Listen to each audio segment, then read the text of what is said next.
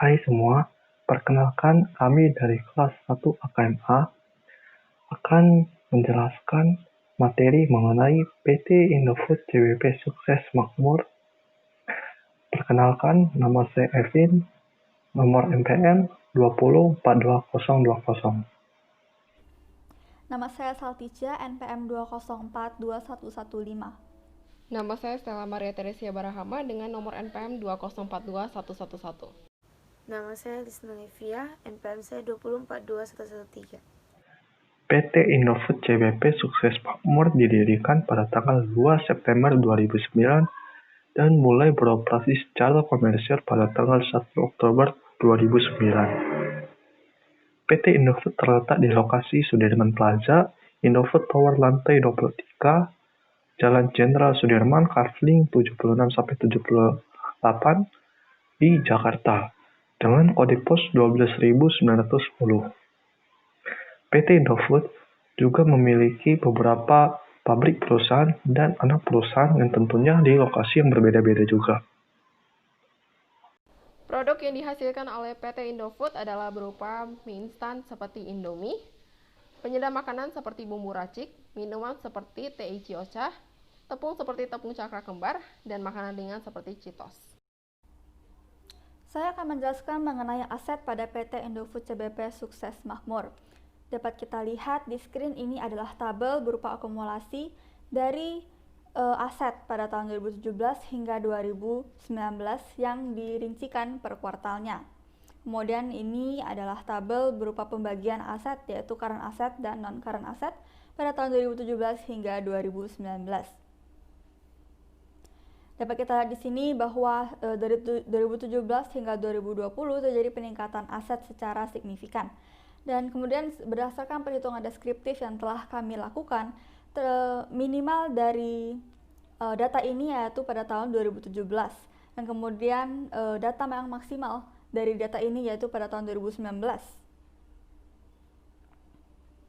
Di sini kita dapat lihat bahwa pada tahun 2017 total aset per kuartalnya mencapai yang tertinggi pada kuartal kedua, sedangkan pada kuartal pertama aset mencapai yang paling rendahnya pada tahun 2017.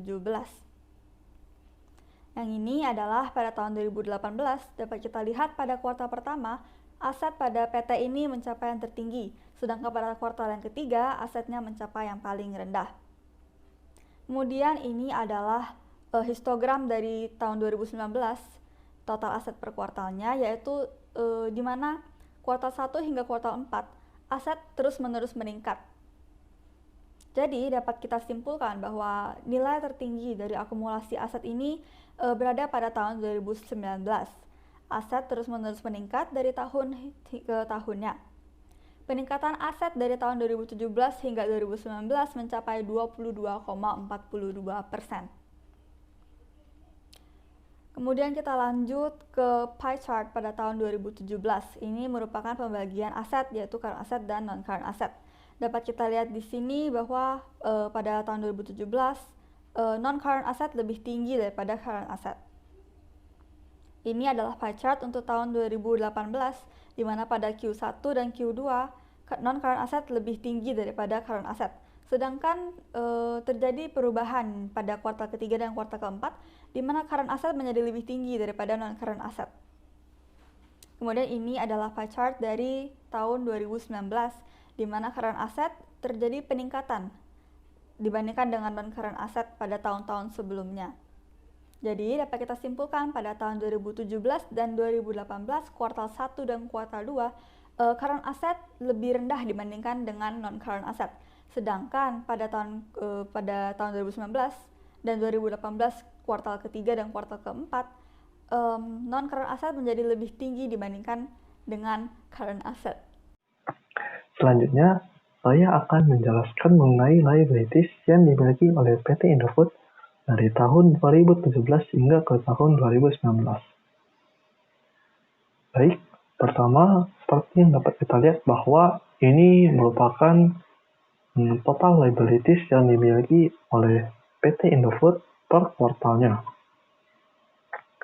Selanjutnya, ini merupakan rincian ataupun unsur dari total liabilities tadi. Jadi di sini ada tambahan bahwa di dalam total liabilities terdapat unsur current liabilities dan non-current liabilities. Jadi untuk mendapatkan total liabilities, kita harus mengakumulasikan current liabilities dengan non-current liabilities. Baik, ini merupakan akumulasi dari total liabilities dari tahun 2017 hingga ke tahun 2019 dan beserta perhitungan deskriptifnya. Pada tahun 2017, liabilities yang dimiliki oleh PT Indofood mencapai puncaknya pada kuartal kedua, yakni memiliki nilai sebesar 13.546.696 juta. Di tahun 2017, dapat dikatakan bahwa liabilities yang dimiliki oleh PT Indofood tidak stabil. Hal ini dikarenakan total liabilities mengalami kenaikan dan penurunan pada setiap kuartalnya.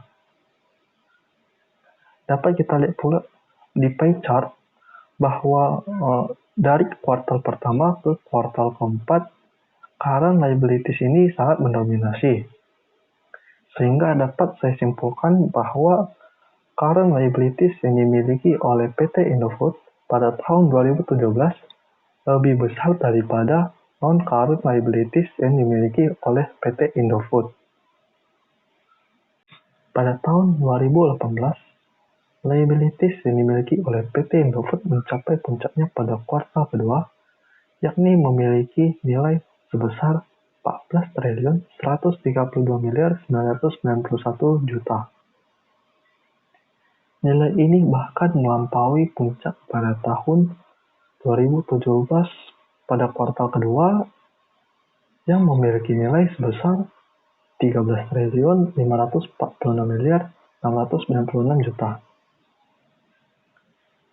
Dengan kata lain, dari tahun 2017 kuartal kedua sampai 2018 kuartal kedua, liabilities yang dimiliki oleh PT Indofood mengalami peningkatan sebesar 4,14%. Namun, kondisi liabilities yang dimiliki oleh PT Indofood pada tahun 2018 masih tidak stabil, karena liabilities yang dimiliki oleh PT Indofood masih mengalami kenaikan dan penurunan pada setiap kuartalnya. Dapat kita lihat pula pada pie chart di kuartal pertama hingga ke kuartal keempat, current liabilities masih mendominasi, sehingga masih saya simpulkan bahwa di tahun 2018, current liabilities yang dimiliki oleh PT Indofood lebih besar daripada non-current liabilities yang dimiliki oleh PT Indofood.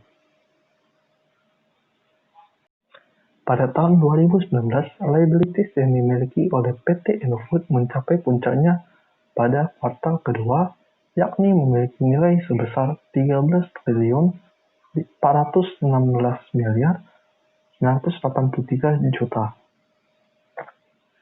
Namun, jika dilihat dari tahun 2018 kuartal kedua hingga ke 2019 kuartal kedua, liabilities yang dimiliki oleh PT Indofood mengalami penurunan sebesar 5,33%. Jelas hal ini merupakan penurunan yang signifikan karena jumlahnya sangatlah besar. Pada tahun 2019, kondisi liabilities yang dimiliki oleh PT Indofood juga tidak stabil atau masih belum stabil, karena masih terjadi kenaikan dan penurunan liabilities pada setiap kuartalnya. Pada tahun 2019 juga dapat kita lihat di pie chart bahwa dari kuartal pertama hingga ke kuartal keempat, current liabilities masih mendominasi liabilities. Sehingga masih saya simpulkan bahwa pada tahun 2019, current liabilities yang dimiliki oleh PT Indofood lebih besar daripada non-current liabilities yang dimiliki oleh PT Indofood. Selanjutnya kita akan masuk pada bagian pendapatan. Berikut adalah data pendapatan PT Indofood per kuartalnya pada tahun 2017. Dan ini adalah data pendapatan PT Indofood per kuartalnya pada tahun 2018. Sedangkan yang terakhir adalah data pendapatan PT Indofood per kuartalnya pada tahun 2019. Dari data yang sudah ditampilkan, kami melakukan perhitungan deskriptif dan memperoleh hasil di mana pendapatan tertinggi PT Indofood berada pada tahun 2019. Sedangkan pendapatan terendah PT Indofood berada pada tahun 2017. Kami juga memperoleh nilai tengah atau median pendapatan PT Indofood berada pada tahun 2018. Hal ini menunjukkan bahwa pendapatan PT Indofood mengalami peningkatan setiap tahunnya. Selain itu, kita juga dapat melihat nilai variance dan standard deviation-nya. Seperti yang sudah diketahui sebelumnya bahwa standard deviation digunakan untuk mengetahui penyimpangan suatu nilai terhadap rata-rata dari suatu data. Dari nilai standard deviation yang sudah ditampilkan, didapatkan bahwa nilai standard deviation ini jika dibandingkan dengan nilai rata-rata atau nilai minnya adalah sebesar 8,6% dari nilai rata-rata. Jelas nilai ini merupakan nilai yang normal dan menunjukkan bahwa data dari pendapatan PT Indofood adalah data yang normal dan tidak ada penyimpangan. Hal ini dapat menarik perhatian para investor untuk menanamkan sahamnya di PT Indofood, sebab dari perhitungan deskriptif yang sudah ditampilkan dapat disimpulkan bahwa data pendapatan PT Indofood merupakan data yang normal, sehingga aman untuk dijadikan investasi. Selanjutnya adalah data pendapatan PT Indofood per kuartal pada tahun 2017 yang disajikan dalam bentuk histogram. Kemudian ini adalah data pendapatan PT Indofood per kuartalnya pada tahun 2018 yang disajikan dalam bentuk histogram. Dan yang terakhir adalah data pendapatan PT Indofood per kuartalnya pada tahun 2019 yang disajikan dalam bentuk histogram. Dari histogram yang sudah disajikan dapat kita lihat bahwa pada tahun 2017 dan 2019 pendapatan PT Indofood mengalami penurunan pada setiap kuartalnya. Sedangkan pada tahun 2018 pendapatan PT Indofood mengalami kenaikan dan penurunan. Jika dilihat dari sudut pandang accounting, peningkatan dan penurunan dari pendapatan dipengaruhi oleh adanya piutang usaha atau accounts receivable. Ketika permintaan semakin banyak, maka terkadang accounts receivable juga akan semakin meningkat. Ketika accounts receivable sudah semakin meningkat, maka kas pendapatan yang kita terima akan menurun.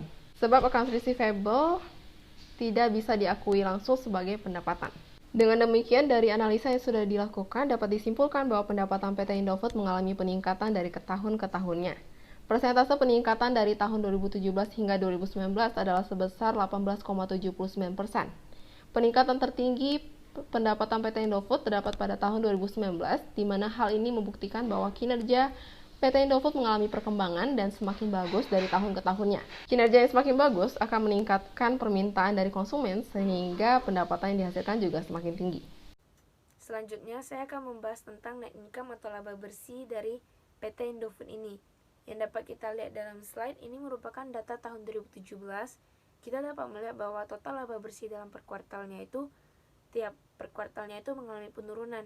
Itu dikarenakan karena pendapatan dalam perusahaan mengalami penurunan, kemudian biaya yang digunakan dalam perusahaan ini semakin meningkat. Karena itu, laba bersih yang dialami oleh PT ini semakin menurun. Slide selanjutnya adalah data tahun 2018. Dalam data ini kita dapat lihat per kuartalnya bahwa dalam kuartal 3, laba bersih pada perusahaan ini mengalami peningkatan. Ini menunjukkan bahwa pendapatan yang didapatkan dari PT Indofood ini mengalami peningkatan, tetapi dalam beban biaya yang dikeluarkan oleh mereka mengalami penurunan. Karena itu mereka mendapatkan laba bersih yang lebih banyak dari kuartal-kuartal sebelumnya. Slide selanjutnya merupakan data tahun 2019. Dapat kita lihat dalam data ini bahwa laba bersih per kuartalnya itu mengalami peningkatan dan penurunan juga. Hal ini menunjukkan bahwa pada tahun sebelumnya 2018 dan 2019 ini dia mengalami pendapatan yang tidak merata atau tidak menentu. Ini akan mengakibatkan laba bersih yang didapatkan juga tidak menentu. Karena itu kinerja dan kualitas produk harus semakin ditingkatkan supaya perusahaan akan mendapatkan laba bersih yang semakin meningkat. Selanjutnya ada data yang kami ubah dalam histogram supaya lebih mudah untuk dilihat dan dipahami. Nah, dalam data ini ada data tahun 2017, 2018, dan 2019. Dapat kita lihat dari ketiga tahun ini, laba bersih mengalami peningkatan dari tahun ke tahun. Kemudian presentasi peningkatan laba bersih dari tahun 2017 hingga 2019 ada sebesar 51%. Kemudian, nilai tertinggi dari laba bersih ini ada di tahun 2019. Ini dikarenakan pendapatan yang didapatkan dari tahun 2019 ini semakin meningkat dengan beban yang dikeluarkan semakin menurun. Baik, secara keseluruhan, PT Indofood sudah mengalami perkembangan yang cukup besar. Hal ini dapat kita lihat pada laporan keuangannya, di mana di sana terdapat bukti bahwa terdapat peningkatan pada akumulasi aset, pendapatan, dan laba bersih. Nah, hal ini juga yang membuat investor-investor tertarik untuk menanamkan investasi di perusahaan tersebut. Sehingga perusahaan atau PT Indofood merupakan salah satu perusahaan dengan kinerja yang baik di Indonesia. Baik, sekian saja penjelasan kami mengenai PT Indofood CBP Sukses Makmur, dan apabila terdapat kesalahan ataupun kekurangan dalam menyampaikan materinya, mohon dimaafkan dan terima kasih.